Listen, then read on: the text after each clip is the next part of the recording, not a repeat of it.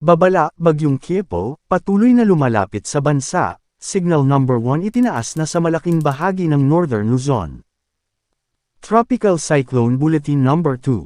Para sa Tropical Depression Kyepo. Inilabas, ika-23 ng Hulyo taong 2026, Huwebes. Kasalukuyang lokasyon, 950 kilometro silangan ng Central Luzon. Lakas ng hangin. Taglay ang pinakamalakas na hanging aabot sa 45 km per hour malapit sa gitna at pagbugsong hanggang 55 km per hour. Kilos. Kumikilos pa kanluran hilagang kanluran sa bilis na 20 km per hour. Signal number 1 itinaas na sa Batanes, Cagayan kasama ang Babuyan Islands, Isabela, Apayao, Abra, Kalinga, silangan at gitnang bahagi ng Mountain Province, Paracelis, Natunin, Barleg, Sadanga, Bontoc, Besao, Sagada. Silangan at gitang bahagi ng Ifugao, Mayoyaw, Aguinaldo, Alfonso Lista, Banawe, Hingyon, Lagawe. Ilocos Norte.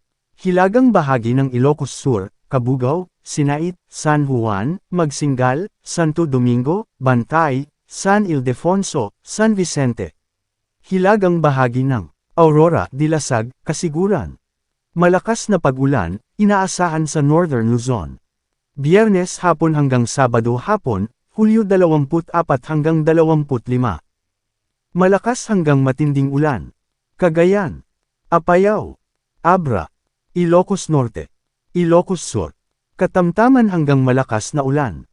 Batanes, Isabela, Kalinga, Mountain Province, Ifugao, Benguet, Lon Ayon.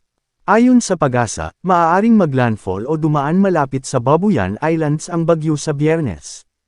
Hindi rin inaalis ang posibilidad ng pagtama nito sa mainland Cagayan. Inaasahan ding lalakas pa ang Bagyong Kyepo at maaaring maging ganap na tropical storm bago tumama sa Northern Luzon.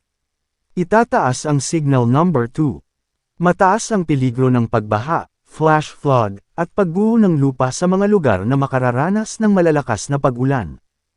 Patuloy na mag-monitor ng mga opisyal na update mula sa Pag-asa at lokal na pamahalaan.